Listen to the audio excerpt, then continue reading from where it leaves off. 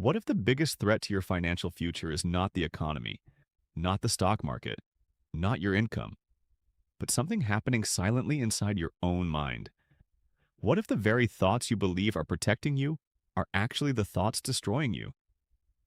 What if your brain, the same brain that gets you through every single day, was secretly wired to keep you broke?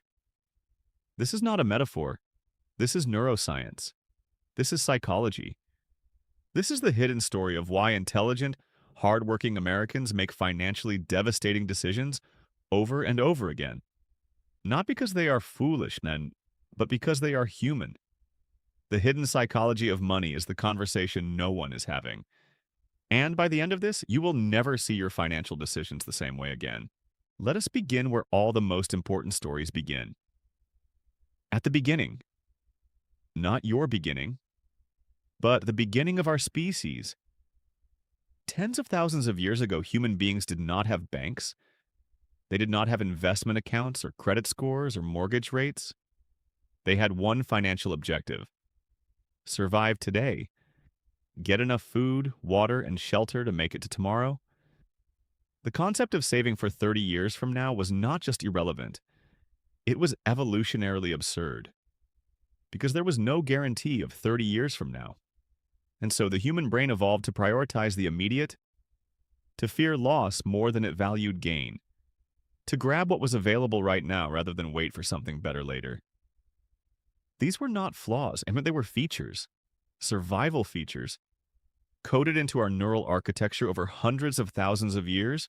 The problem is that you are now trying to make 21st century financial decisions with a brain built for the Stone Age. And that mismatch, that profound, invisible mismatch between the environment our brains were designed for and the environment we actually live in, is the hidden engine behind almost every financial mistake you have ever made. Psychologists have a name for the most powerful of these ancient instincts operating in modern financial life. They call it loss aversion, and it is not a small effect. Research pioneered by Daniel Kahneman and Amos Tversky demonstrated something extraordinary. Losing $100 feels psychologically approximately twice as painful as gaining $100 feels good. Think about what that means. Your brain is not evaluating gains and losses on the same scale. It is running on a deeply asymmetric emotional accounting system that makes avoiding loss feel more urgent than pursuing gain. This one bias alone explains an almost incomprehensible amount of financial suffering in America. It explains why people hold on to losing investments long after logic says sell. Because selling means making the loss real. As long as the position is open, as long as you haven't sold, you can tell yourself it might come back. The loss exists only on paper, and the brain will perform extraordinary mental gymnastics to avoid converting a paper loss into a realized one. It explains why people keep money in savings accounts earning almost nothing, because the thought of losing it in the market feels more catastrophic than the slow, invisible erosion of inflation, stealing its purchasing power year after year. The inflation loss is invisible. The market loss is vivid and immediate, and the brain responds to vivid threats, not invisible ones. It explains why lottery tickets sell, why people gamble, why ordinary Americans make financial decisions that trained economists find completely baffling. Because the brain is not an economics textbook. It is a survival machine, and survival machines run on fear, but loss aversion is only the beginning. There is another cognitive trap so deeply embedded in human psychology that researchers estimate it influences virtually every financial judgment a person makes. It is called anchoring, and once you see it, you cannot unsee it. Anchoring happens when your brain latches onto the first number it encounters and uses that number as a reference point for all subsequent evaluations, even when that first number is completely arbitrary, even when it has no rational relationship to the decision at hand. Here is how it plays out in real life. You walk into a car dealership. The salesperson shows you a car listed at $55,000. After some negotiation, you get it down to $48,000. You feel like you won. You feel like you saved $7,000. But did you? Or did the dealer set an anchor at 55,000 specifically so that 48,000 would feel like a victory, while the actual value of the car might be 42,000? This same psychological mechanism operates in every financial market. When a stock was trading at $200 and falls to 120, investors call it cheap. But cheap compared to what? Compared to the anchor, not compared to any fundamental analysis of what the company is actually worth. The anchor was set, and the brain cannot let it go. Real estate agents understand anchoring intuitively. The first house they show you is almost never the one they expect you to buy. It is the anchor, the reference point against which everything else will be measured. The psychology is not accidental. It is engineered. And then there is what behavioral economists call mental accounting. The irrational but nearly universal human tendency to treat money differently depending on where it came from or where it is mentally assigned.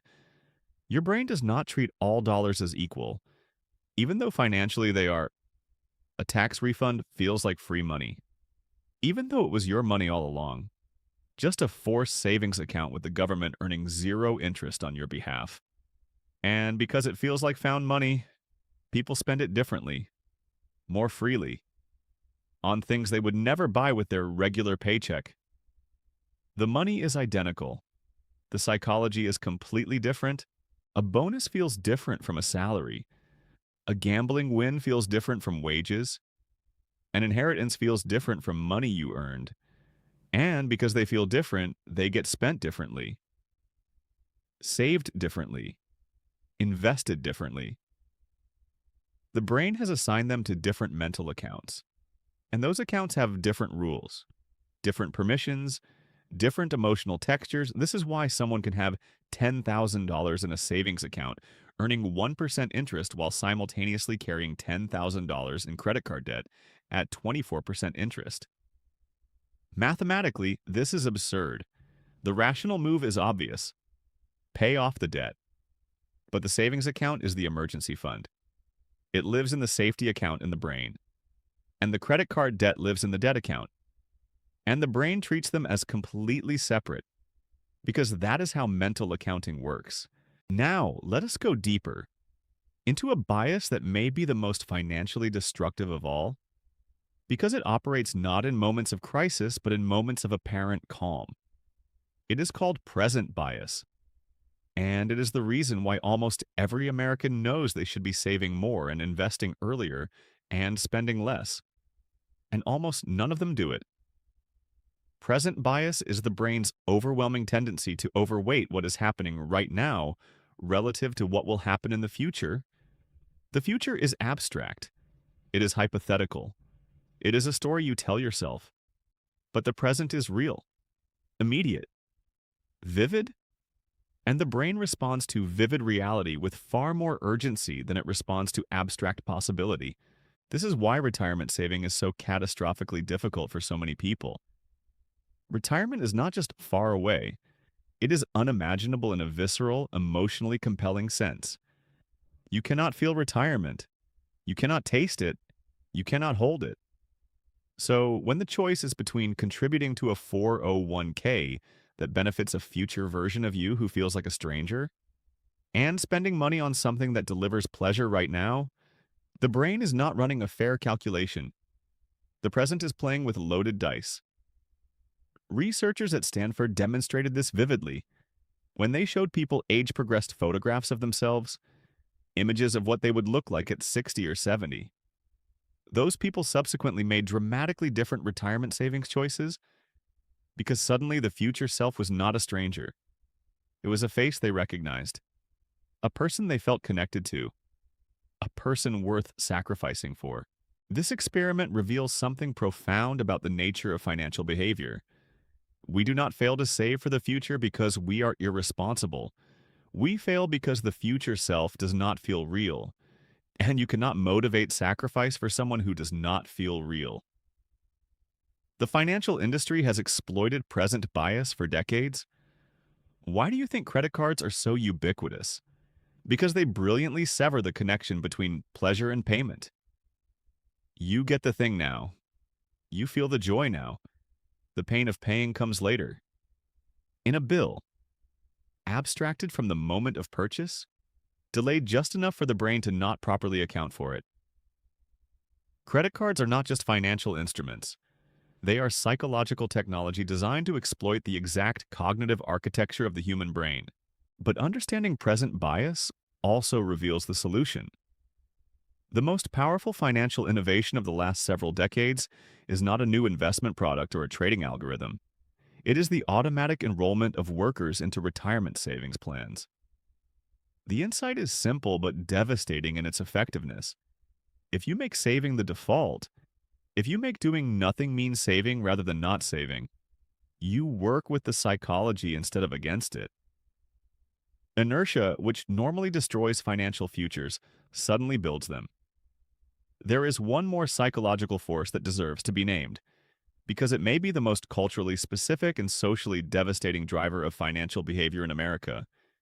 It is called social comparison, the relentless, exhausting, expensive compulsion to measure your financial life against the lives of the people around you. The phrase keeping up with the Joneses is so old it has become a cliche. But the psychology behind it is not quaint. It is primal. Human beings evolved as social creatures. Status within a group was not vanity. It was survival. High status meant access to better food, better mates, better protection. Low status meant vulnerability, exclusion, risk. And so the brain monitors social standing with an intensity that is almost impossible to override through willpower alone. It is constantly scanning, comparing, measuring your house against their house, your car against their car, your vacation against their vacation, your children's school against their children's school. And when the comparison comes out unfavorable, it generates a stress response that is genuinely uncomfortable. A biological signal that says, do something, fix this, close the gap. Social media has taken this ancient mechanism and injected it with rocket fuel, because now you are not comparing yourself to your neighbors. You are comparing yourself to a curated, filtered, highlight reel version of thousands of people.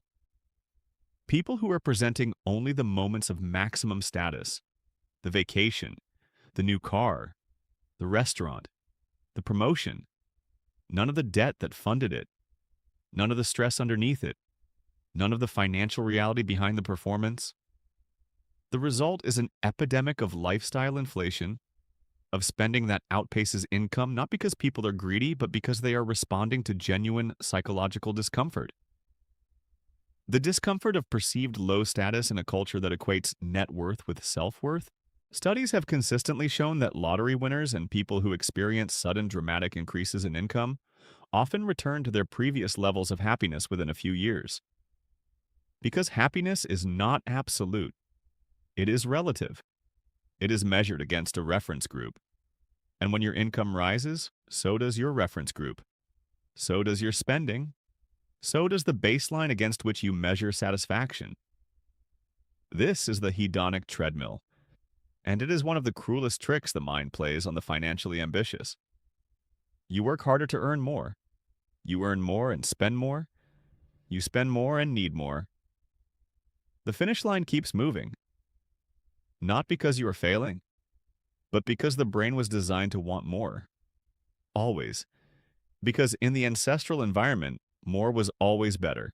Understanding this does not make you immune to these forces. No one is. The research is clear that even the most financially sophisticated people fall prey to anchoring, loss aversion, present bias, and social comparison. Knowledge does not eliminate the bias, but it creates a gap, a small but crucial space between the impulse and the action. And in that gap lives the possibility of a different choice. The wealthiest and most financially resilient people are not the ones who have conquered their psychology. They are the ones who have built systems that make their psychology largely irrelevant. They automate their savings so present bias cannot interfere. They do not check their portfolio every day so loss aversion cannot trigger panic selling. They are intentional about their social comparisons, choosing reference groups that inspire disciplined behavior rather than competitive spending. They have learned to treat their own minds the way an engineer treats a system, not with contempt for its flaws, but with respect for its tendencies and with clever design that channels those tendencies toward better outcomes. The hidden psychology of money is not a problem to be solved. It is a landscape to be navigated carefully, humbly, with eyes open to the ways your own mind conspires against your best financial intentions. Because the market will do what the market will do. The economy will rise and fall beyond your control. But your mind, your beautiful, ancient, survival optimized, emotionally powerful mind, that is the one financial instrument you can actually learn to understand, and understanding it, truly understanding it, might be worth more than any investment you will ever make.